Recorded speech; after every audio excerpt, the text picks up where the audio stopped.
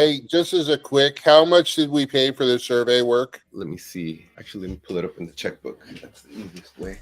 Since we got you, and I'd like to be able to, we should be in really good shape. Our business plan implementation is really the only funds we have not collected. We're what about we should be less than 50,000 short. Yeah. I might have an investor for that. Okay.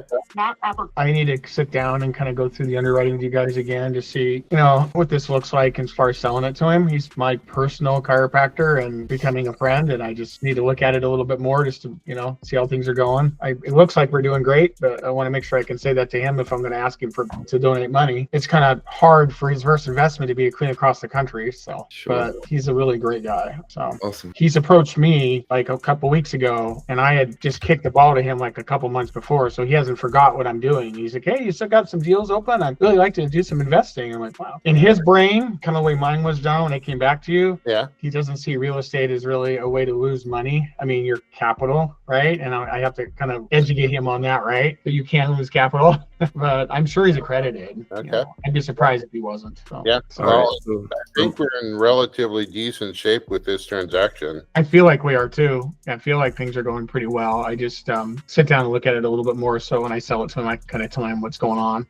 So I'm sharing the thing. So we had this check here, which was to the architect, and that is for both the survey and the architectural drawings. And then I think early on we had another one that was a little bit less. It was this one here. Let's see. Okay, so I missed that. So 4775 4775 and plus 75848. 758. Oh no, 7548. Sorry. 7548. So 12,323. Oh, excellent. 12,323. All right. Well, we saved a little bit of money there. Good. Let's see here. Are there 13 units or 12 units? 12. Well, we initially counted the commercial. Are we not counting the commercial anymore? Not right now. It doesn't seem like, the restaurant next door went out of business, so they're not going to buy it. Oh, bummer. Yeah. So, at least for the short term, it doesn't seem like. We had talked about using that for the HOA as a rental space, so the HOA could make money and have that be potentially part of how they budget. Yeah, I think all those are still good options. The other one that we had from the very beginning was turning it into like a storage space, right, for the tenants. So either of those are still storage space, rental space. Yeah, I mean, I think, I don't know, the only thing at this point is that it's a little bit of a budget thing, right? Like we have some money right now, but to make the investment of rehabbing and turning it into that at this point, I don't know if that's, so maybe would it be doable to have these part of our plans that we could hand over to the HOA, or? Yeah, it goes back to the same thing, undeclared common area, or it doesn't even have to be, it could be just carved out.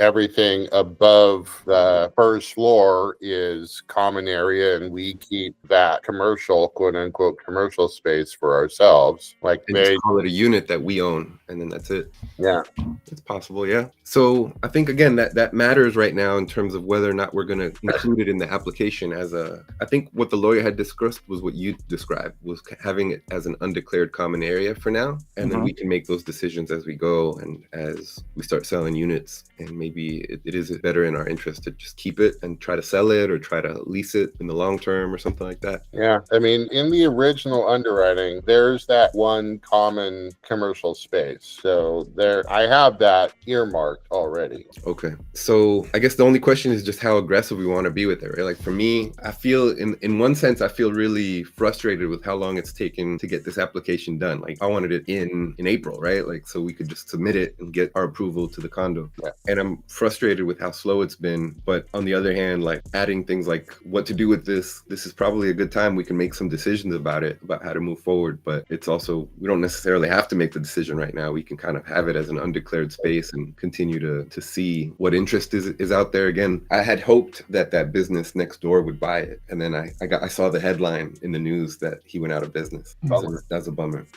So that's part of why I wasn't super aggressive, because I really had hoped that the guy would just either rent it from us or whatever. But now, okay, he's out. So you could potentially sell one of the units above for for a much higher price, and it includes a short-term rental in a commercial zone, so that they could be paying house hacking their own property, Oh, that's pretty set it cool. up and promote it that way. And just give them the rights to do whatever they want with They, it. they would literally get the space. They would buy the two spaces together. Yeah.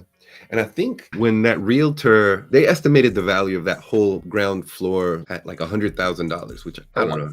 I thought that was a little bit low, but hey, $100,000 is $100,000. And that's one thing I've seen in Danville is that like the locals are always a little bit more conservative in terms of what things are worth. Than on the one hand, they know, but they just come from the old times when Danville was not worth much. And so a lot of them still hold on to some of that. So they don't see value sometimes where us outsiders do see it.